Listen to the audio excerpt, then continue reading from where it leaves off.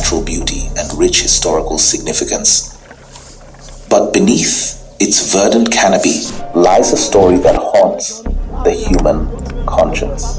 It's a tale of survival, desperation, and unspeakable horrors. The story of Liberia begins in the early 1800s in the United States, a country grappling with the horrors of slavery.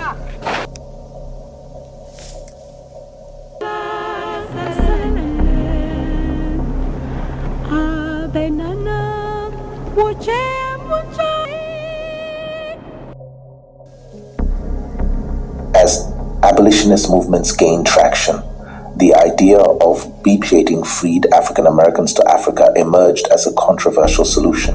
In 1816, the American Colonization Society, ACS, was formed.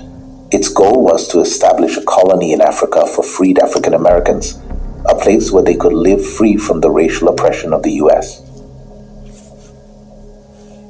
In 1822, the first group of settlers arrived on the West African coast. They named the colony Liberia from the Latin word liber, meaning free. Its capital, Monrovia, was named after us. President James Monroe, who supported the colonization efforts, freed African Americans seeking to establish a homeland free from oppression. Liberia, meaning land of the free, became a bold experiment in self-governance and a symbol of hope for many. Slaves are freed from the United States.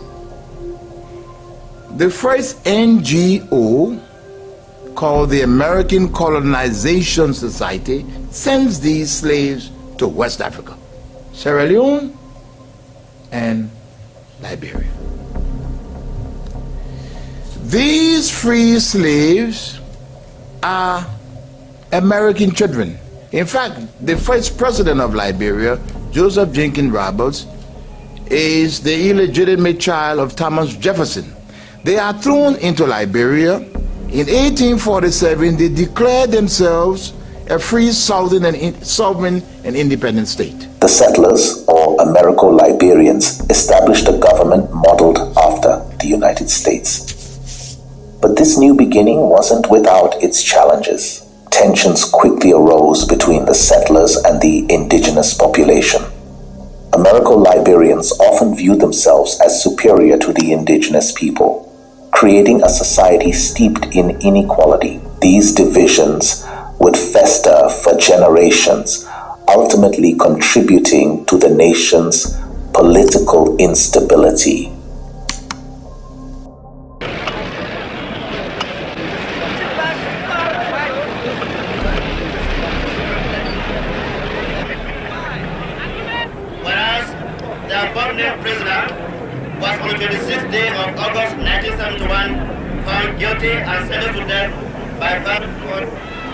Throughout the 19th and 20th centuries, Liberia experienced periods of growth and turmoil. But by the late 20th century, political corruption and economic instability had eroded the nation's foundations. In 1980, a violent coup d'etat brought an end to over a century of Americo-Liberian rule, setting the stage for a devastating civil war. Samuel Doe was a master sergeant in the Armed Forces of Liberia, AFL, when he staged the violent 1980 coup d'etat that overthrew President William Tolbert and the True Whig Party, becoming the first non-Americo-Liberian leader of Liberia and ending 133 years of Americo-Liberian rule.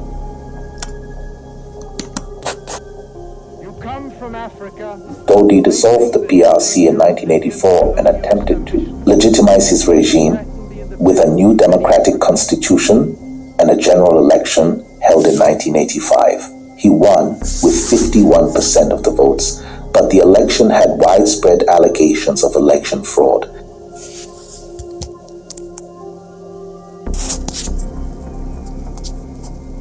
Doe opened Liberian ports to Canadian, Chinese, and European ships, which brought in considerable foreign investment and earned Liberia's reputation as a tax haven. Doe's regime was brutal and oppressive, fueling ethnic tensions and setting the stage for the civil wars that would engulf the nation. By 1989, what began as a rebellion led by Charles Taylor, a Liberian warlord and former president, escalated into a brutal civil war that would last over a decade. We are not a military group here. I'm not a soldier. What we seek to do is to destroy these military dictatorships around Africa. And that's that Charles Taylor virus. If the civilians can throw out the army, wow, we are in trouble. Well, I love it. We will fight to the last man. I will get weapons from wherever I have to get it. If the Pentagon's got some, please give me some. The war left no part of the country untouched, plunging its people into unimaginable suffering.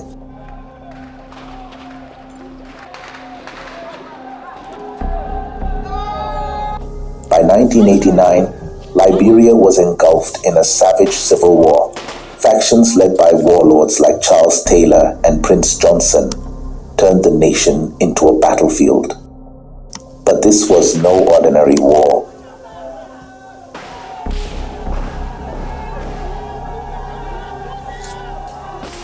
Amid the chaos, the unthinkable unfolded. Reports of soldiers consuming human flesh began to surface, first whispered as rumors, then confirmed as grim reality. The Liberian Civil War was a conflict like no other, one defined by its sheer brutality. Over 250,000 people lost their lives, and countless more were displaced.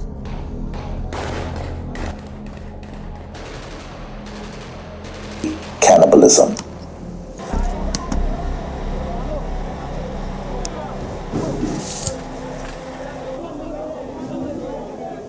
For many fighters, cannibalism was more than just a gruesome act. It became a ritual, a belief that consuming human flesh would grant supernatural powers. Fighters claimed it gave them strength, made them invincible, or even rendered them bulletproof. They believed it gave them power over death. Among the most infamous was Joshua Milton Blahi, with the moniker General Butt Naked, a self-proclaimed priest of war who commanded his troops to fight naked. Blahi's troops were infamous for their naked attacks, believing the lack of clothing made them invincible. The cannibalistic rituals were a terrifying extension of this belief.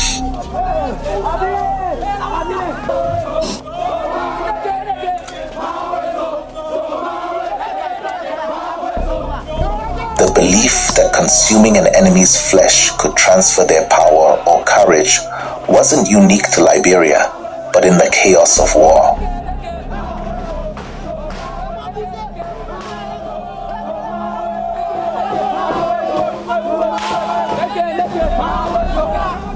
These practices became grotesquely amplified.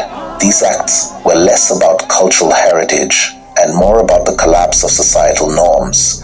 In a state of anarchy, fear and desperation pushed people to the extremes. Cannibalism became a tool of war. It wasn't just about survival or belief. It was a weapon of terror.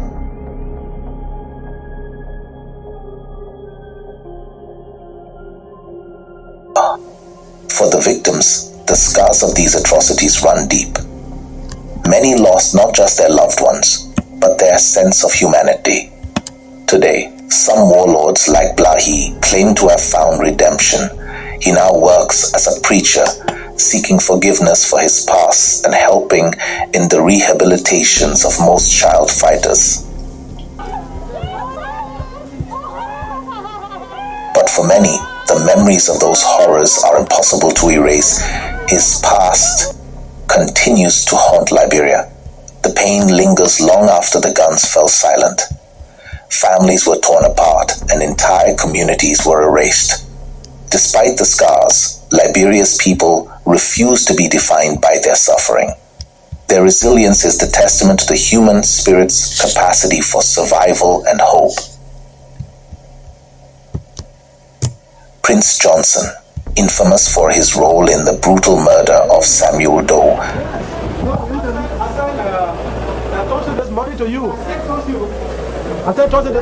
transitioned into politics and remains a controversial figure in Liberian society.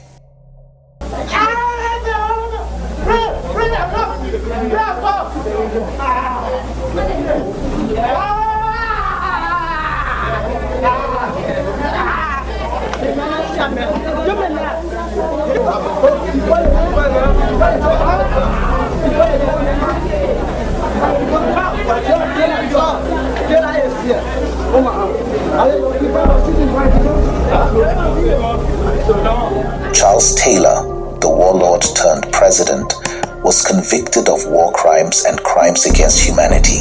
He is currently serving a 50-year sentence in a British prison.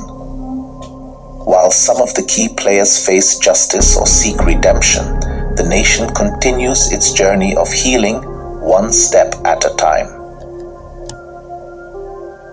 Liberia's story is not just one of war and despair, it is a story of resilience, survival, and the unbreakable spirit of its people.